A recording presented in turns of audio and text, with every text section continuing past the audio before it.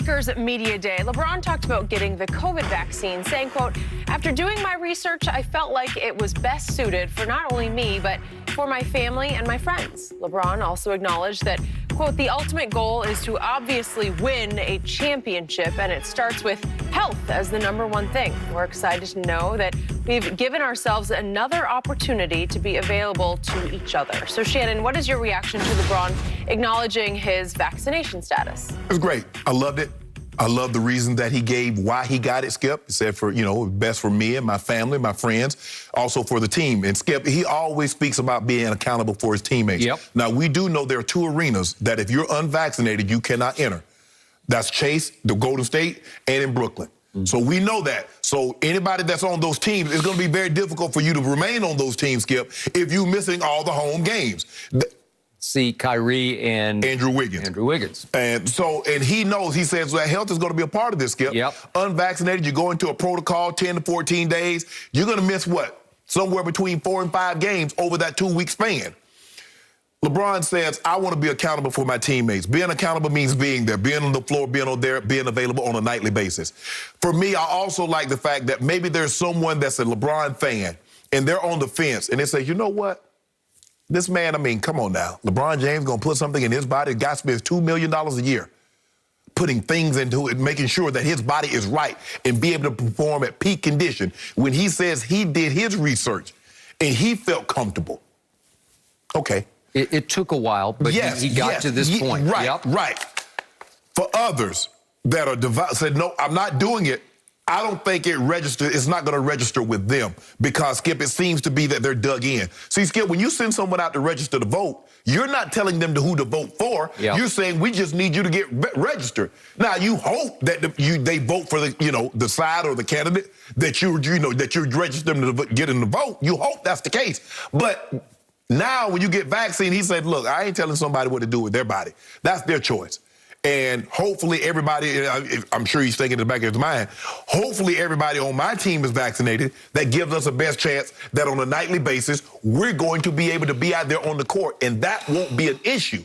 So I was glad LeBron said what he said, but there are guys, Skip, they seem very dug in on their stance that they're not going to get it. Extremely. See Andrew Wiggins. Yes. Who's just defiant about it. Yeah. And why? He says none of your business. Right. Okay, to your points, as soon as I heard this yesterday, I immediately tweeted, "Thank you, LeBron." He's not just obviously the face of the Lakers, he's the face of this league. Yeah. Everybody looks to LeBron for leadership, for tone setting. What are you doing? And all last year, LeBron wouldn't answer the question, right. and they suffered as a team. They had their COVID problems, right? Right. Even Frankie V, your coach Vogel, said yesterday, obviously you want to be able to not be compromised in any way for an extended absence or quarantine. And those quarantines were costly for us last year as a group. And not every team in this league this year has that luxury, but now we do. Right. That's what he's saying because... Remember it called Schroeder. It did. Didn't Caruso go for a while? It's and again, close contacts. It's just... It's not about your personal preference. If you have a personal preference, good. Go home and stay home and don't play basketball. Right. It's really that simple. Right. But you can't compromise your team's ability to win. It's a winning edge that you have if you get 100% vaccinations on your team. It applies to all sports, to my Cowboys, and we've had issues already because the whole team is not vaccinated. Their argument would hold some weight. I would really listen to them. If these guys had never taken any medication, and every medication, they go home and they Google and they study it. And when they've had surgery and someone has put them under, science has done that. They go home and study, says, I wonder how many cc's of this he's going to give me, and I wonder what they're going to do with this. But that's not what they do. It's somehow this vaccine, if they say all of a sudden science is faulty, this is where they say doctors don't really know what they're talking about. This is the stance. This is the point where they say, you know what, I'm drawing a line. Now, I know some of these have kids. It's hard for me to see a scenario. Your kid can't go to school. Maybe you're going to homeschool them, and they have the means to homeschool them. But without chicken pox and smallpox and rubella and pertussis, they're not going to school. Nope. All those vaccines. Yes. You got them all. Yes. I got them all. Every last one of them. Everybody got them all. And nobody questioned it because they were potential They're endemics. lifesavers. Yes, they're lifesavers, right? They're epidemics within this country that you had to stop. I got the chicken pox. Guess what, Skip? Guess who got the chicken pox? My brother got the measles vaccine. Guess who got the measles? It doesn't get. And Bradley Beal sat up there and says, "Okay, you get the vaccine, but you can still get it." I'm like, Bradley Beal, really? No. Bro, you supposed to be a very getting it. educated man. Yeah. And you're gonna say because you got the vaccine, you're not supposed to be able to get it? That's not how vaccines work. That's not how medicine works. No. There's no doctor that has ever told a patient, now I'm prescribing this. It's guaranteed to work. Mm-hmm. So I was hoping LeBron would go one more step to say, I hope everybody in the league gets vaccinated, because the league is supposed to be around 90% right now. Mm-hmm. I was hoping LeBron would take one more step because I believe the entire society needs to be vaccinated, but that's just me. I believe that, let's talk about here at Fox. Mm-hmm. I know for a fact we have some people who are unvaccinated. Yes. We're all still with mask mandates because of it. I only care about winning. I don't care about working as much as I want to win. Right. I don't want to get threatened with potential COVID protocols that I would have to go through because other people around me are still unvaccinated. Correct. Right? Yes. There may be mandates that you have to get vaccinated within the company to work at the company, but as we stand, I hope so too, but as we stand right now, when we walk the halls here, we have a mask on. Correct. Right? Yes. Okay, and when we drive in the lot here at Fox in the morning, do you not get quizzed about, have you had any symptoms? Okay, so we're still there. I'm still getting tested. I think you get tested every once in a while. Every once in a while. Okay, so the point is, it's for life. It's for everybody. It's for herd immunity. Right. We all need to get vaccinated. Right. And I hope LeBron would make more of a statement than he made just about winning for his and protecting his own team. Right. But at least that was a huge start to me. Actually, Anthony Davis went much further, and I got his quote right here, and it didn't gain much traction last night.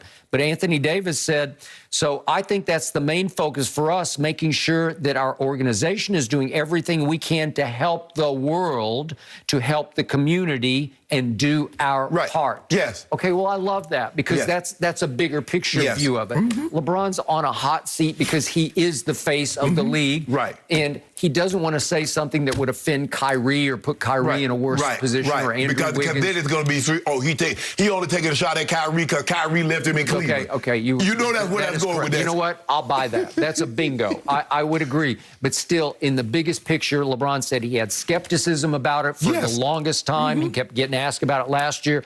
He would duck and dodge the question. Right. But he came full circle to, I need to help protect our team. Right. This is improving our ability to win this year's championship. You better believe it will improve. Skip, do you know how many guys, there are a lot of guys in the NFL that's taking toradol, that's taking Percocet, that's taking Vicodin, that's taking naproxen, that's taking Celebrex.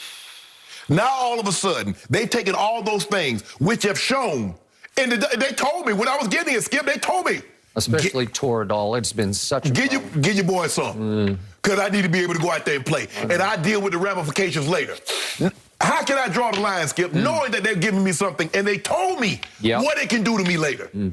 How can I draw the line with the vaccine? Talk about, nah, man, you know, science. Well, science kept me on the field. It kept me playing at a high level.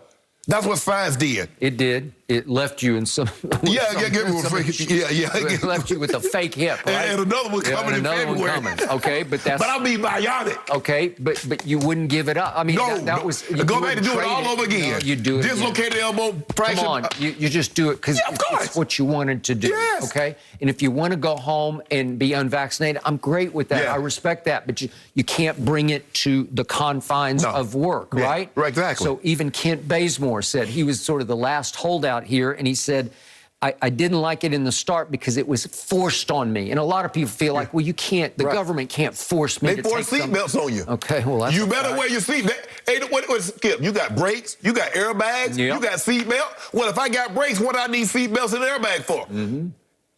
Don't let the police see you without your seatbelt and see what happens. That is correct. So in the end, Rob Pelinka called Kent Bazemore and had a heart-to-heart with him and turned him around. That he plays with and for, he got vaccinated. Skip, how this gonna be? You got 13, 14 guys, nobody got masks on, they'll be able to do everything, and you sitting there with a mask. You gotta stand off in a corner. You gotta eat by yourself. Right. And if somehow you test positive, all of a sudden you're gone for a long time. They're going to make it hard on you. And you test positive, and then you got close contact. Yep. Man, they're going to be looking at you like, for real, dude? You just got to get vaccinated. It works. And I know there are some side effects, but for the most part, maybe it's my circle's pretty small, but most people I know don't have side effects. I know COVID got a side effect, too. It's called death. It's called death. And it's still happening. Yeah. Yes. That's the side effect that you don't want. It's called Delta variant, and it's even more wicked than the first round. We all want to get to the other side of this thing, right? That's the goal, right? All along. Okay, we're going to be watching this. And Manny Pacquiao, big news here, is retiring from boxing. We'll break down his legendary career next.